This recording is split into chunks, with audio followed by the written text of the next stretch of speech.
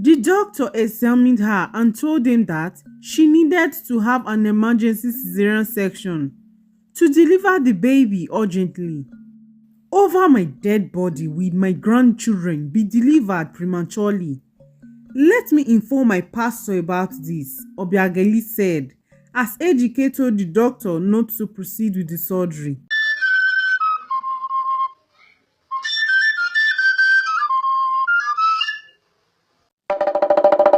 Once upon a time, there lived a very beautiful girl named Temi. Temi was a very hardworking girl and she loved to play with children. All the children in the community loved her so much because of this. No day passed that she would not get sent snacks on her way from work. Whenever the children sighted her, they would run to her shouting, "Auntie Temi, Auntie Temi." Temi was an orphan who grew up with her evil auntie and her husband. But she ran away at the age of 17 when her auntie accused her of being a witch after her husband tried to rape her. Temi looked after herself and saw herself through school. She was the perfect example in the society, which made people proud of her. One day, when Temi was at work going about with her normal duties, a handsome man walked into her office. His name was Ejike, and he was the new supervisor of Temi's department. It did not take a long time for Temi and Ejike to fall in love, and they began to prepare for their wedding. Ejike's mother, Obiageli, did not like Temi because of her tribe. She opposed to the marriage, but Ejike stood his ground. Ejike was the only son of Obiageli. She spoiled him while growing up, to the extent he was nicknamed Mama's boy. Aside from his work, Ejike was not taught any other thing. Obiageli had the mindset that men are only supposed to provide financially and nothing more. And so, she forbade Ejike from partaking in the chores and left it for his sisters. While growing up, Ejike was very attached to his mother Obiageli, to the extent his late father felt uncomfortable. But Obiageli showered him with all her love and spoiled him in the process. Reason she hated Temi. Few weeks passed. Temi and Ejike got married and began to live together as a couple. Ejike showered Temi with love and money, making Temi the envy of the community. But things began to fall apart when Temi became pregnant. Due to the early morning sickness and hormonal change, she was not active as before. Some days, when she would come back from work tired with Ejike, he would still ask her to make difficult food like fresh soup and pounded yam for him to eat. This became too stressful for Temi. She would beg Ejike to eat other food from the freezer or fresh food like rice, but Ejike would refuse.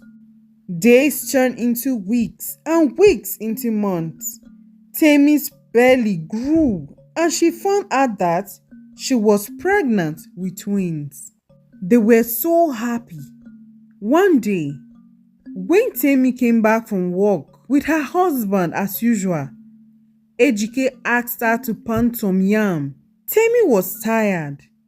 She was not feeling well earlier at the office. She told Ejike to make some noodles for himself as she was not feeling too strong. But Ejike started nagging as usual.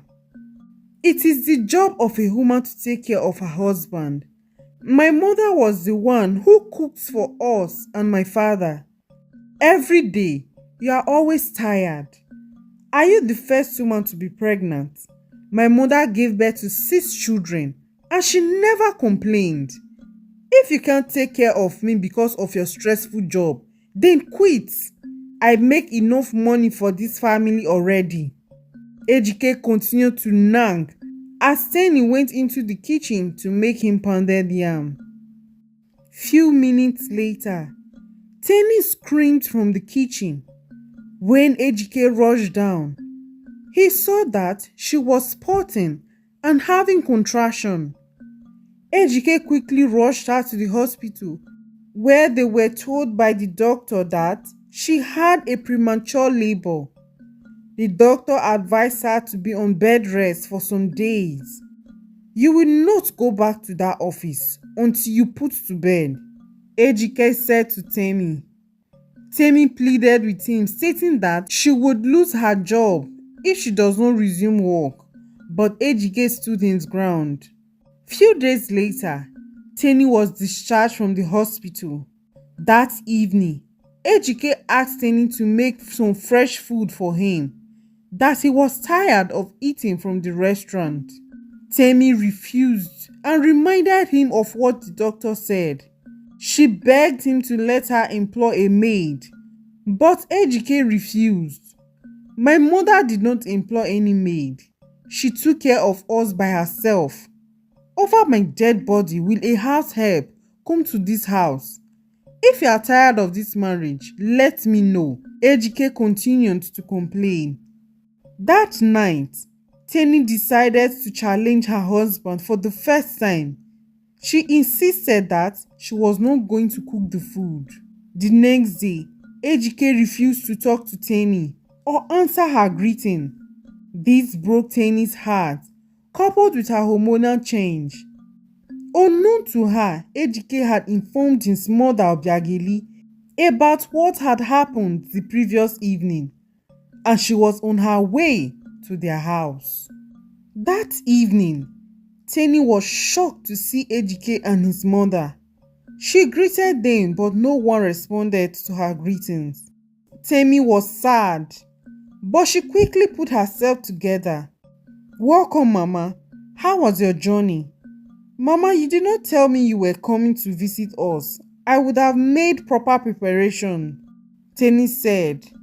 So I should send an invitation to you before coming to my own son's house, Abi? Obiageli responded. Temi tried to explain what she meant, but Obiageli shut her up. Later that evening, Temi went into the kitchen and made some rice for her mother-in-law to eat, with the stew she had earlier brought out from the fridge. She served it on the dining table and asked her husband and mother-in-law to come and eat.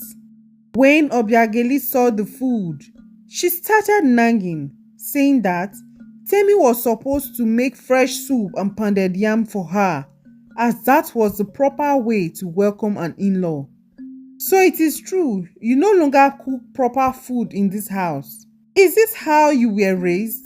You are supposed to make proper meal for your in-laws whenever they come visiting, Obiageli shouted at Temi. Temi apologized and tried to explain what the doctor had said, but Obiageli talked down on her before she even began.